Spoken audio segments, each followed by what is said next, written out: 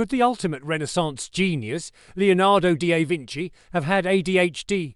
The evidence is surprisingly compelling, and it might just change how you see him forever. Let's break it down. First, let's talk about his lifelong pattern of not finishing things. We all know Leonardo was brilliant, but he was also famously inconsistent.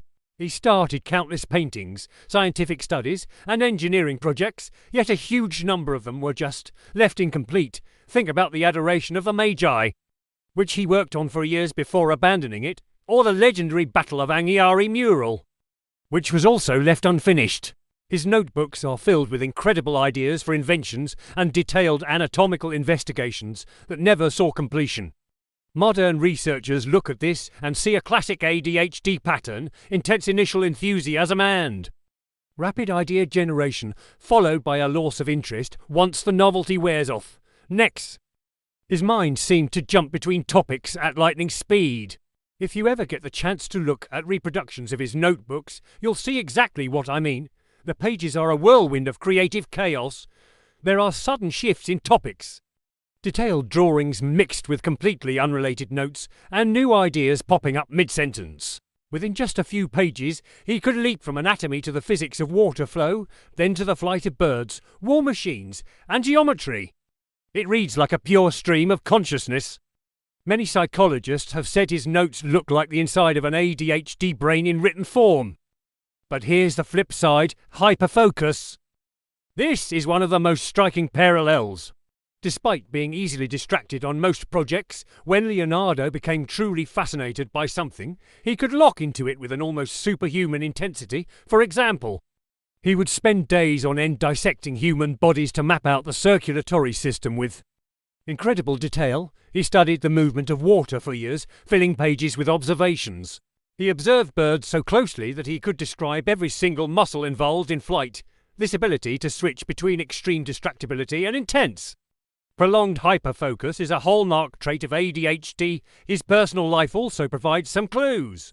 Historical accounts mention that Leonardo had very irregular sleep patterns, was notoriously bad with time management, and would often forget to eat. He was described as being constantly restless, always roaming from one idea to the next. Some even suggest he followed a polyphasic sleep cycle, taking short naps throughout the day, which is a behaviour sometimes associated with neurodivergent minds that struggle with conventional routines. Then there's his work ethic, which was a constant source of frustration for his patrons. Leonardo struggled massively with tasks that bored him, even if they were important commissions. He was known to procrastinate heavily, delay deadlines, and work at his own pace, much to the annoyance of the powerful people who hired him. But when he was driven by his own curiosity, he was an unstoppable force of nature. He became obsessed with detail and was capable of producing insights that were centuries ahead of his time. This is classic ADHD motivation. It's based on interest, not on priority or pressure. This isn't just fan theory either. Modern ADHD researchers have actually studied his life.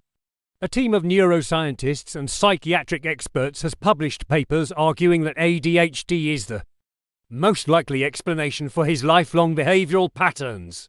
They point to his distractibility, his constant project switching, his creative leaps, his mountain of unfinished work, and his irregular lifestyle as a near-perfect fit for the diagnosis.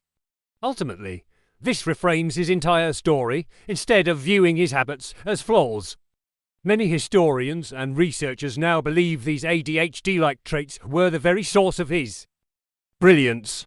His rapid idea switching, his obsessive hyperfocus, his creative impulsivity, and his non-linear way of thinking were exactly what allowed him to become a master artist, engineer, anatomist, inventor, and scientist, all in one lifetime. It shows that ADHD isn't necessarily a deficit, it's a different way of operating, and when it's fueled by curiosity, it can lead to unparalleled genius.